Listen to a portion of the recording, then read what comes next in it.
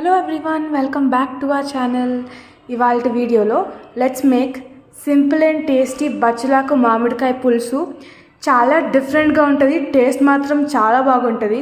తింటే పిల్లలు కూడా లీఫ్ వెజిటేబుల్స్ తినని వాళ్ళు ఉంటారు కదా, వాళ్ళు కూడా చాలా ఇష్టంగా తింటారు. అంత బాగుంటుందండి ఈ రెసిపీ.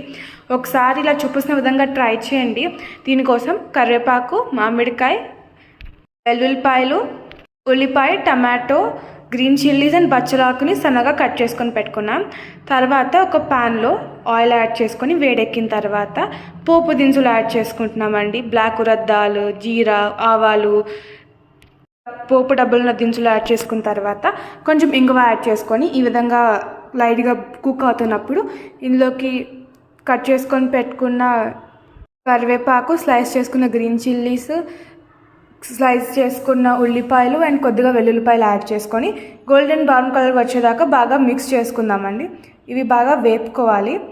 అండ్ మనం నిన్న ఈజీ అండ్ టేస్టీ బీట్రూట్ పెసరపప్పు చారు ఎలా చేయాలో కూడా మనం చూపించాము.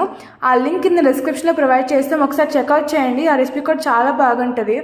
అండ్ ఉల్లిపాయ వేగిన తర్వాత ఇందులోకి మనం బచ్చలాకు, మామిడికాయలు అండ్ టమాటో యాడ్ చేసుకొని కొద్దిగా ఉప్పు, పసుపు యాడ్ చేసుకొని మూత పెట్టుకొని మగ్గనిద్దాం. అస్సలు కలపద్దు. ఇప్పుడు ఇది కొంచెం మగ్గిన తర్వాత అప్పుడు కలిపితే టేస్ట్ బాగుంటుంది. ఇలా కలిపిన తర్వాత మూత పెట్టుకోవాలి. ఇందులో మనం ఎక్స్ట్రా వాటర్ యాడ్ చేయలేదు. బచ్చలాకులో ఉండే వాటర్తోనే మనం కర్రీ మొత్తం ప్రిపేర్ చేసుకున్నాము. ఇలా ఉడుకుకి వచ్చిన తర్వాత కొంచెం కారం అండ్ జీరా పౌడర్ యాడ్ చేసుకొని 2-3 సార్లు కలుపుకొని మూత పెట్టుకొని ఉడకనేస్తే yummy and tasty curry ready అయిపోయినట్టే. ఇది నచ్చితే డోంట్ ఫర్గెట్ టు సబ్స్క్రైబ్.